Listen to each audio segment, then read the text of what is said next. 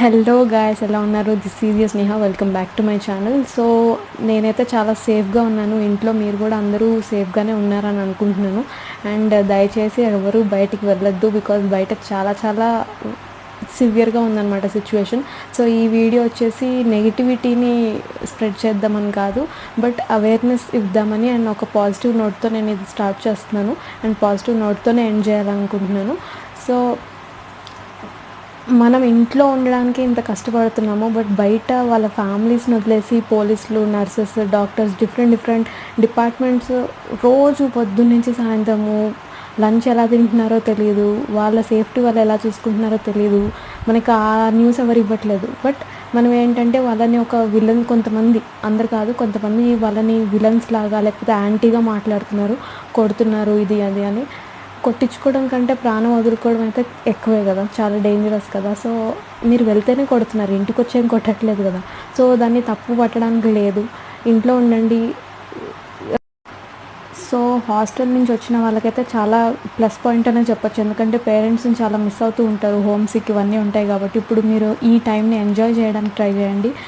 ఏదైనా మనం లైఫ్లో పాజిటివ్గా తీసుకుంటే పాజిటివ్గానే అనిపిస్తుంది, నెగిటివ్గా తీసుకుంటే నెగిటివ్, మనమే ఏదో కోల్పోతున్నట్టు అనిపిస్తూ ఉంటుంది. సో దీన్ని కూడా ఒక పాజిటివ్గానే తీసుకోండి. అవును, నేను లైక్ 100% ఏం హ్యాపీ లేను. ఆఫీస్కి వెళ్తే అట్లీస్ట్ కరెక్ట్ టైంకి లెగిసి, కరెక్ట్ టైంకి రెడీ అయ్యి, కరెక్ట్ టైంకి తిని పని చేసుకొని, కరెక్ట్ టైంకి ఇంటికి వచ్చేసి ఒక షెడ్యూల్ ఉండేదన్నమాట. ఇప్పుడు ఏంటంటే గంట అటు ఇటు లేట్గా లేచినా నడుస్తుంది, వర్క్ ఏమో ప్రొలాంగ్ అయిపోతుంది, కరెక్ట్ మనం సెల్ఫ్ కేర్ తీసుకోవట్లేదు, ఇంట్లో ఉండి లేజీగా అయిపోతున్నాం. సో ఇవన్నీ చిన్న చిన్న మైనస్ పాయింట్స్, బట్ అంత పెద్ద నష్టమేమి ఉండదు వీటి వల్ల. బట్ మనం బయటకు వెళ్ళి తిరిగి ఎక్కడ ఎలా ఇన్ఫెక్ట్ అవుతుందో తెలియదు. సిమ్టమ్స్ కూడా ఏంటంటే అంత డేంజరస్ సిమ్టమ్స్ కాదు, దగ్గు, జలుబు, తుమ్ము ఇలాంటివి అనమాట. సో దాంట్లో పాజిటివ్ ఉండొచ్చు, నెగిటివ్ కేసు కూడా అయి ఉండొచ్చు. సో మనం చెప్పలేము దాన్ని ఏంటి అనేది. సో అందుకే మీరు ఇంట్లోనే ఉన్నారనుకోండి, ఆ 4 గోడల్లోనే ఉండి, ఆ 4 మనుషుల మధ్యలోనే ఉంటే ఏంటంటే 95% మిమ్మల్ని మీరు కాపాడుకుంటున్నట్టు, అండ్ మీతో పాటే సొసైటీని కూడా చాలా హెల్ప్ చేస్తున్నట్టు, వాళ్ళని కూడా మీరు కాపాడుతున్నట్టు. సో అందుకే ఇంట్లోనే ఉండండి. ఇంట్లో మిమ్మల్ని మీరు ఎక్కువ ఎక్స్ప్లోర్ చేసుకోవడానికి ట్రై చేయండి. అండ్ మీ ఫ్యామిలీతో మంచి టైం స్పెండ్ చేయండి. వంట రాని అబ్బాయిలైనా అమ్మాయిలైనా, మళ్ళీ చెప్తున్నా, అమ్మాయిలైనా వంట రాని వాళ్ళు కొంచెం వంట నేర్చుకోండి, లేకపోతే ఏదన్నా ఒక హెల్ప్ చేయండి ఇంట్లో. అండ్ గేమ్స్ అంటే ఇంట్రెస్ట్ లేదు నాలాంటి వాళ్ళు, నేను అసలు ఇప్పటివరకు ఏమీ గేమ్స్ ఆడను అన్నారు.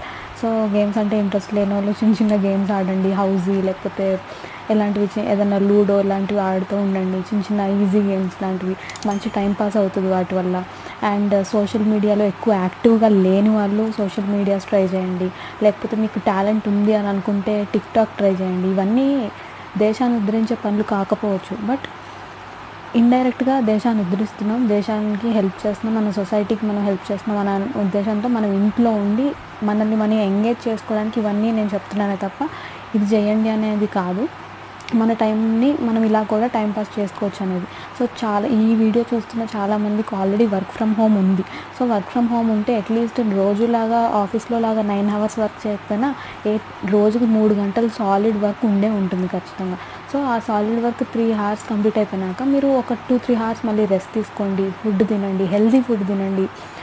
అయితే వేడి ఫుడ్ తినండి, లేకపోతే ఫ్రూట్స్ తినండి. సో రిఫ్రిజిరేటెడ్ ఫుడ్స్ కంటే ఇవి బెటర్ అనమాట. అప్పటికప్పుడు కుక్ చేసిన హెల్తీ ఫుడ్, హాట్ ఫుడ్ అయితే మనకి వెరీ మచ్ సేఫ్ అనమాట. సో ఎప్పటికప్పుడు హ్యాండ్స్ వాష్ చేస్తూ ఉండండి. అండ్ డైరెక్ట్ కాంటాక్ట్ ప్రతిదీ ఊరికే చేతులతో ముట్టుకోకండి. మనం ఊరికే ఫేస్ని కానీ, ముక్కు, నోరు, కళ్ళు చేతులతో ఊరికే ముట్టుకుంటూ ఉంటాం, తెలియదు అది.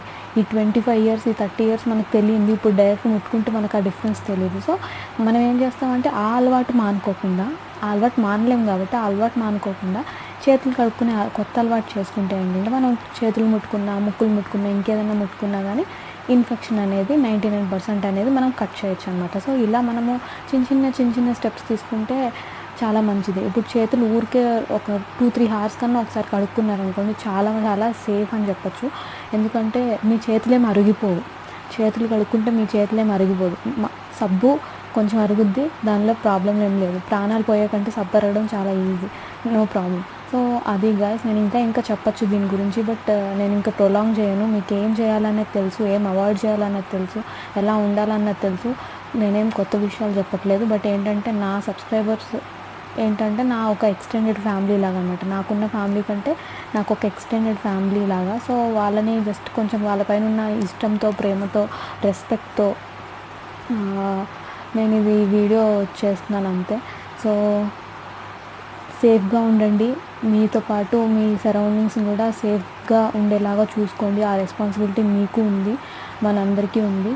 So yeah, Jai Hind, signing off, your Sneha. Bye bye, love you all.